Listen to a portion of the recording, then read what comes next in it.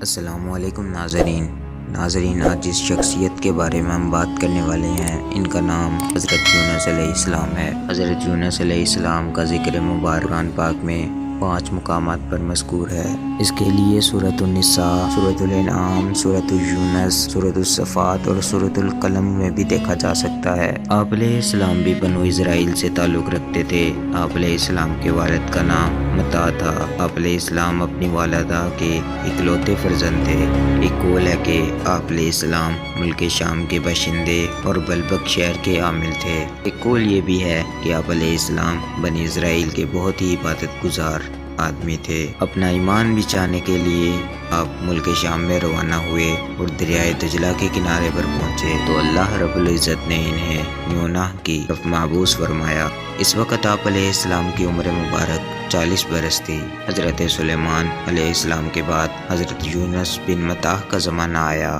حضرت امام حسن بصری رضی اللہ تعالیٰ عنہ سے روایت ہے کہ حضرت یونس علیہ السلام ایک اسرائیلی پیغمبر کی معیت میں رہا کرتے تھے۔ اللہ رب العزت نے اس پیغمبر کو وحی فرمائی کہ یونس علیہ السلام کو اہل نیونہ کی طرف بھیجیں تو انہیں میرے عذاب سے ڈرائیں۔ بائبل میں آپ علیہ السلام کا نام یونہ بن متا بیان کیا گیا ہے۔ حضرت یونس بن متا علیہ السلام اللہ کے حکم سے اور اس پیغمبر بنی اسرائیل کی ہدایت سے شہر نیونہ میں داخل ہوئے۔ وہاں پر رہائش اختیار کی، وہاں کے باشندوں کو تورات اور زبور کے احکامات پہنچائے، وہاں پر اللہ کی وحدانیت کے پرچم بلند کیا، شرک و کفر، بے راہواری اور بدکاری کے خلاف آواز بلند کی، لوگوں کو اللہ کے عذاب سے ڈرایا۔ مگر قوم نیونہ بہت ہی سرکش قوم تھی۔ انہوں نے آپ علیہ السلام کی تکذیب کی اور پتھر مار مار کر شہر سے نکال دیا۔ آپ علیہ السلام واپس آ گئے۔ اس پیغمبر بنی اسرائیل نے آپ علیہ السلام کا حوصلہ بڑھایا اور اہل نیونہ کی طرف بھیجا۔ اہل نیونہ نے پھر وہی سلوک کیا۔ آپ علیہ السلام پھر واپس آ گئے۔ ایسا ان کے ساتھ 3 مرتبہ ہوا کہ آپ علیہ السلام وہاں جاتے، عذاب الہی سے ڈراتے، قوم تکذیب کرتی، توہین کرتی اور پتھر مار مار کر شہر سے نکال دیتی۔ اسی طرح ایک عرصہ گزر گیا۔ جب قوم کے اس رویے سے آپ رضی اللہ تعالیٰ عنہ تنگ آ گئے اور ان کی ہدایت یابی سے نا امید ہوئے تو اللہ کی بارگاہ میں اس ہلاکت کی دعا کی، ساتھ ہی قوم کو بتا دیا کہ تیار ہو جاؤ، 3 دن کے بعد تم پر عذاب الہی نازل ہو جائے گا۔ پھر آپ علیہ السلام اپنی زوجہ اور بچوں کو لے کر شہر سے باہر چلے گئے اور ایک پہاڑ پر چڑھ کر انتظار کرنے لگے۔ قوم کو بھی یقین ہونے لگا کہ اس نے ایک پیغمبر برحق کی تکذیب کی ہے اور خدا واحد کے احکامات کا مذاق اڑایا ہے، لہذا عذاب تو نازل ہو کر رہے گا۔ اب ساری قوم آؤ فریاد کرنے لگی، اشراط و حیوانات تک چیخ و پکار کرنے لگے۔ انہوں نے سیاہ رنگ کے بادل دیکھ لیے تھے، انہوں نے موٹے لباس پہنے اور توبہ کرنے لگے، ایک دوسرے کے حقوق پورے کرنے لگے، یہاں تک کہ اگر ایک شخص نے کسی دوسرے شخص کا پتھر بھی دبایا تھا تو اسے واپس کر دیا۔ شوہر سے بیوی اور ماں سے بچے جدا ہو کر عافیت طلب کرنے لگے۔ اللہ کو ان کی حالت زار پر رحم آ گیا اور عذاب الہی کو ٹال دیا۔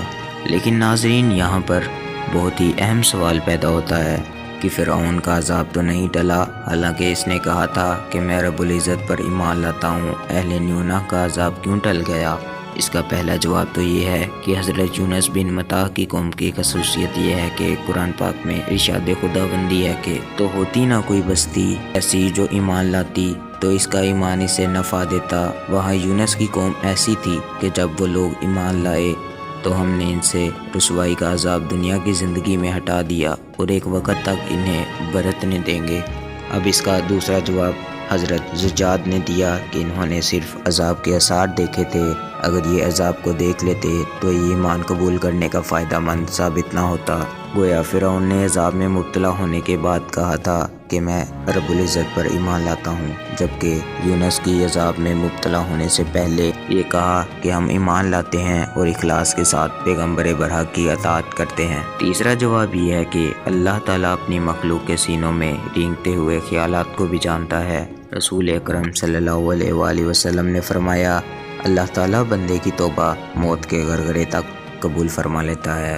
ایک قول ہے کہ عذاب الہی اہل نیونہ کے 2/3 میل یا بقول دیگر 1 میل کے فاصلے پر رہ گیا۔ ایک روایت ہے کہ انہوں نے عذاب کی حرارت اپنے کندھوں پر محسوس کی تو فریاد کنا ہوئے، دراصل یہ حضرت یونس بن متی علیہ السلام کا اپنا احساس تھا، ورنہ اب تو قوم نیونا انہیں دن رات تلاش کر رہی تھی۔ آپ علیہ السلام کے قلب و نور میں بہت زیادہ غم و غصہ موجود تھا، چہرے پر پریشانی کے اثرات تھے کہ شہر اور پہاڑ سے نکلتے وقت اللہ رب العزت کی طرف سے اجازت بھی طلب نہ کر سکے۔ حضرت ابن عباس رضی اللہ تعالیٰ عنہ سے روایت ہے کہ ازلی دشمن ابلیس العین اس کے پاس آ کر کہنے لگا، اب اگر آپ اپنی قوم کے پاس گئے تو قوم آپ کی تکذیب کرے گی اور کہے گی کہ جس عذاب کا آپ نے وعدہ کیا تھا وہ ہم پر نازل ہی نہیں ہوا۔ اس پر آپ قوم سے ناراض ہو کر بغیر اجازت وحی کے چل پڑے۔ دریا کے کنارے ایک کشتی آئی، آپ علیہ السلام اہل کشتی سے کہا کہ ہمیں بھی لے چلو، جس پر انہوں نے جواب دیا کہ جگہ بہت کم ہے، آپ صرف اپنی زوجہ کو سوار کر دو۔ آپ علیہ السلام نے ایسا ہی کیا۔ پھر آپ علیہ السلام کے 2 بیٹے رہ گئے۔ ایک بیٹے کا پاؤں پھسل گیا، وہ دریا میں ڈوب گیا، دوسرے بیٹے کو بیڑیا اٹھا کر لے گیا۔ آپ علیہ السلام نے محسوس کیا کہ یہ اللہ تعالیٰ کی طرف سے امتحان ہے۔ پھر ایک اور کشتی آئی تو آپ علیہ السلام اس میں سوار ہوئے۔ جب کشتی دریا کے درمیان پہنچی تو حکم خداوندی سے چکرانے لگی۔ اہل کشتی حیران ہو کر وجہ پوچھنے لگے تو آپ علیہ السلام نے فرمایا، مجھے اس کی وجہ معلوم ہے۔ دراصل ایک بندہ اپنے رب العزت سے بھاگ کر آیا ہے، جب تم لوگ اسے پکڑ کر دریا میں پھینک دو گے تو کشتی چل پڑے گی۔ وہ بولے، وہ کون سا بندہ ہے؟ آپ علیہ السلام نے فرمایا، وہ میں ہی ہوں۔ وہ بولے، نہیں، ہم آپ کو نہیں پھینکیں گے، آپ کی برکت سے ہی تو ہمیں نجات ملی ہے۔ پھر اہل کشتی نے قرآن اندازی کا فیصلہ کیا کہ جس شخص کا نام قرآن سے نکلے گا اسے دریا میں پھینک دیا جائے گا۔ وہ قرآن آپ علیہ السلام ہی کا نکل آیا۔ پھر آپ علیہ السلام نے فرمایا کہ مجھے ہی دریا میں پھینک دو۔ پھر جب انہوں نے آپ علیہ السلام کو دریا میں ڈالا تو اللہ تعالیٰ نے ایک مچھلی کو حکم دیا کہ یونس علیہ السلام کو نگل لو، وہ میرے برگزیدہ بندے ہیں، اور خبردار ان کو کوئی خراش تک نہ آئے اور کوئی ہڈی تک نہ ٹوٹے۔ یہاں مختلف اقوال ہیں۔ ایک قول کے مطابق حضرت یونس علیہ السلام مچھلی کے پیٹ میں 3 دن اور 3 رات تک رہے، جبکہ دوسرے قول کے مطابق چاشت کے وقت مچھلی نے نگل لیا اور شام کے وقت باہر نکال دیا۔ ایک قول کے مطابق 7 دن رہے، لیکن سب سے مشہور قول یہی ہے کہ آپ علیہ السلام 40 دن تک رہے۔ اصل حقیقت تو اللہ تعالیٰ کو معلوم ہے کہ کتنا عرصہ رہے۔ وہ مچھلی دریا میں سیر و سیاحت کرتی رہی، بلکہ دریا میں ہوتی ہوئی سمندر میں چلی گئی اور ان کا چکر لگایا۔ آپ علیہ السلام نے سمجھا کہ وہ وفات پا گئے ہیں، پھر اپنا سر انور ہلایا تو محسوس کیا کہ وہ زندہ ہیں۔ آپ علیہ السلام اس کے پیٹ میں جنات اور آبی مخلوقات کی تسبیح سنتے رہے، خود بھی کمال درجے کی عاجزی اور عبودیت کا اظہار کرتے رہے، کہتے رہے، اے مولا، تو نے مجھے 3 اندھیروں میں ڈال دیا ہے، ایک رات کا اندھیرا، پھر پانی کا اندھیرا اور مچھلی کے پیٹ کا اندھیرا۔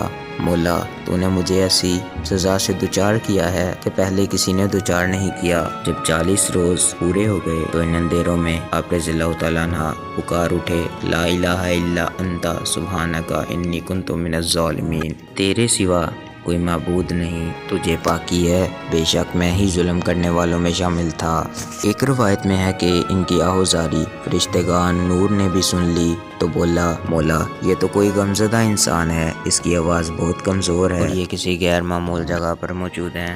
جس پر اللہ رب العزت نے فرمایا، ہاں، یہ میرے برگزیدہ بندے ہیں جن کا نام یونس ہے، ان سے خلاف اولیٰ کا کام سرزد ہو گیا تھا، جس پر ہم نے انہیں مچھلی کے پیٹ میں رہنے کا پابند کر دیا۔ جب 40 دن مکمل ہو گئے تو اللہ رب العزت نے مچھلی کو حکم دیا کہ جس مقام سے حضرت یونس علیہ السلام کو نکلا تھا اسی مقام پر جا کر اگل دے۔ جب مچھلی نے آپ علیہ السلام کو اگلا تو اس وقت آپ بہت بیمار اور کمزور تھے۔